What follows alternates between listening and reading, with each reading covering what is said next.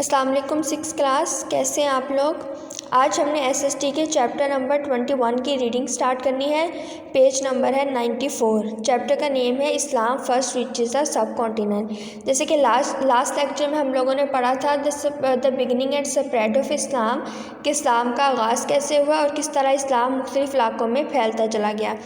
आज हम पढ़ेंगे Islam first reaches the subcontinent के बर आज़म में इस्लाम पहले किस तरह पहुंचा, यानी कौन से लोग थे जिन्होंने इस्लाम को बर आज़म में इस्लाम के फैलाव का सबब बने। By 712 Islam had spread westward from Mecca through the middle east. 712 तक इस्लाम मक्का से मिडल ईस्ट के ज़रिए वेस्टवर्ड में फैल गया, along the north coast of Africa into Spain and even France, और अफ्रीका के नॉर्थ कोस्ट से स्पेन और यहाँ तक कि फ़्रांस की तरफ भी फैल गया। Eastwards it had reached central Asia, Iran and Afghanistan, और ईस्टवर्ड की तरफ ये सेंट्रल एशिया, ईरान और अफ़गानिस्तान में भी फैल गया। अरब ट्रेडर्स जो कि अरब में तजारत करते थे, वर सेलिंग का मतलब थे जहाज़ रानी, to the coast of India, Sri Lanka and even south east Asia. अरब के जो तजारत करने वाले थे, यानी कि जो अरब के ट्रेडर्स थे, वो इंडिया, श्रीलंका और साउथ ईस्ट एशिया के साहल की तरफ जहाज़ रानी करते थे। Most of these ships sailed across the Persian Gulf and along the Makran coast. बहुत सारी जो शिप्स थी वो पर्शियन गल्फ और मकरान कोस्ट की तरफ भी तैरती थी, यानी सेल करती थी। ऐसे कैरिड प्रीशियस का मतलब होता है कीमती कार्गो। दे वर समटाइम्स अटैक्ड, हमला बाय पायरेट्स। जैसे कि वो कीमती सामान कैरिड करती थी, यानी उनके पास वो जो शिप्स थी उनके पास कीमती कार्गो हुआ करता था, कीमती सामान हुआ करता था, तो वहाँ के जो कज़ाक थे वो उन पर हमला कर देते थे। Near the port of Daibul not far from Karachi now stands the pirates, यानी कज़ाक वर स्पेशली फेरिस शदीद। पोर्ट ऑफ दाबुल के करीब जहाँ के अब कराची है, वहाँ के जो कज़ाक थे वो बहुत शदीद थे। इन 710 दे सीज्ड का मतलब होता है कब्ज़ा कर लेना। An Arab ship that was carrying expensive gifts and slaves मतलब गुलाम, from the king of Sri Lanka to caliph Walid in दमिश्क। 710 में जो अरब शिप थी जिसके अंदर बहुत सारे एक्सपेंसिव गिफ्ट्स थे और इसके अलावा बहुत सारे ग़ुलाम थे, तो वहाँ के जो कज़ाक थे उन्होंने उसको अपने कब्ज़े में कर लिया, ठीक है। और जो गिफ्ट्स थे और ग़ुलाम थे वो किंग जो था श्रीलंका का जो किंग था, उसने वलीद जो खलीफा था वलीद दमिश्क का, उसकी तरफ उसने भेजे थे। Caliph Walid demanded that Raja Dahir of Sindh should return the prisoners and treasures. जो खलीफ वलीद था उसने राजा दाहिर ऑफ सिंध को ये डिमांड किया कि उनके कैदी जो हैं और उनका जो ख़जाना है वो वापस कर दें, बट दाहिर रफ्यूज़ का मतलब है इनकार कर देना।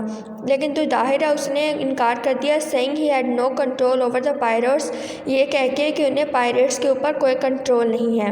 The governor of the eastern Arab empire then sent an army under the command of his 17-year-old nephew Mohammad bin Qasim to the region। फिर जो अरब एम्पायर का जो गवर्नर था उसने एक आर्मी अपने 17-year-old नेफ्यू मोहम्मद बिन कासिम की कमांड में इस इलाके में भेजी। Muhammad bin Qasim was a brave मतलब बहादुर। मोहम्मद बिन कासिम एक बहादुर यंग मैन था एंड अ गुड लीडर, एक बहुत अच्छा लीडर था। Led by him the army quickly captured Daibul and Raja Dahir was killed in battle जंग। उसकी क़यादत में आर्मी ने जल्द ही दाइबल को अपने कब्ज़े में कर लिया और राजा दाहिर इस जंग में मारा गया। The Arabs then marched inland along the, फिर वहाँ के जो अलोंग द इंडस वैली, फिर वहाँ के जो अरब्स थे उन्होंने इंडस वैली की तरफ मार्च किया विद द सरेंडर का मतलब होता है हवाले कर देना, of Multan and Sehwan, Sindh and southern Punjab now became Arab territory का मतलब होता है इलाका। तो मुल्तान और सहवान को उन्होंने उनके हवाले कर दिया और इस तरह जो सिंध और साउथर्न पंजाब है वो अरब का इलाका बन गया। एट फर्स्ट सबसे पहले the new territory was part of caliphate, सबसे पहले जो नया इलाका था वो खिलाफत का हिस्सा था, but in 871 it became two independent का मतलब होता है आज़ाद मुस्लिम स्टेट्स।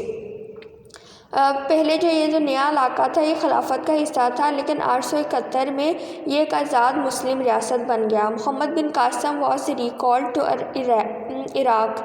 मोहम्मद बिन कासम को इराक बुलाया गया, but Sindh continued as part of Arab empire for the next 200 years. लेकिन जो सिंध था वो अगले 200 साल तक अरब एम्पायर का हिस्सा रहा। Governors were appointed by the Arabs. Arabs ने जो है वो नए गवर्नर अपॉइंट किए, but actual administration was in hands of the local people.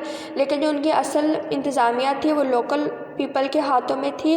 Both Muslims and non Muslim, जिनमें जो लोकल पीपल थे वहाँ के, उनमें मुस्लिम और नॉन मुस्लिम दोनों शामिल थे।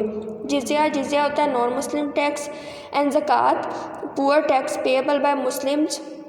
ज़कात जो है वो एक टैक्स है जो कि गरीब लोगों को दिया जाता है, जिसको मुसलमान पे करते हैं, वर कलेक्टेड जमा किया गया। यानी नॉन मुस्लिम टैक्स और जो पुअर मुसलमान थे उनको देने के लिए ज़कात जो है वो कलेक्ट की गई। काजीज़ वर अपॉइंटेड टू रिजॉल्व का मतलब होता है हल करना। डिस्प्यूट्स झगड़े बिटवीन मुस्लिम्स, काजीज़ जो है उनको अपॉइंट किया गया मुसलमानों के दरमियान झगड़ों को हल करने के लिए। While non Muslim refer their problems to their own chiefs और प्रीस्ट। जबकि जो नॉन मुस्लिम थे वो जो अपने झगड़े या मसाइल थे वो अपने चीफ या पुजारियों के सामने लेकर जाते थे। Besides the construction of mosque, temples were also build and repaired. मस्जिदों की तामीर के साथ साथ मंदिर भी बनाए गए, उनकी दोबारा मरम्मत भी की गई। The Arabs married among the Sindhis, जो अरब हैं उनकी शादियाँ सिंधीज़ में हो गई। एंड सेटल डाउन का मतलब होता है आबाद होना, और वो आबाद हो गए इन सिंध में। And the interaction between the two races was a rich cultural blend. और इन दो नस्लों के दरमियान जो इंटरेक्शन थी वो जिसकी वजह से एक नई सकाफत का आगाज़ हो गया, इन्हें एक नई कल्चरल ब्लेंड था। Arabic was a official language, Arabic जो थी यानी अरबी जो थी वो ऑफिशियल लैंग्वेज थी। And Sindhi was a first eastern language, और सिंधी जो थी वो फर्स्ट ईस्टर्न लैंग्वेज थी for the translation of Quran की ट्रांसलेशन के लिए। यानी कुरान अरबिक जो थी वो तो एक ऑफिशियल लैंग्वेज थी, लेकिन कुरान की जो सबसे पहले ट्रांसलेशन है वो सिंधी में की गई। The rulers were good to the people of the country, जो हुक्मरान थे वो कंट्री के लोगों के साथ अच्छा रवैया रखते थे।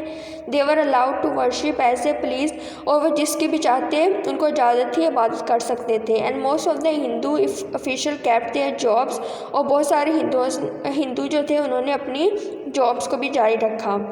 With the land now free from pirates, the number of Muslim traders increased rapidly.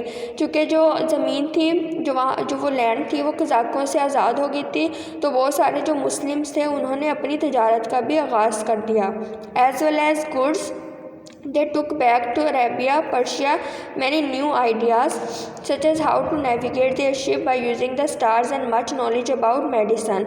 जैसे कि जो अशिया थी वो दोबारा अरेबिया और पर्शिया में ले गए।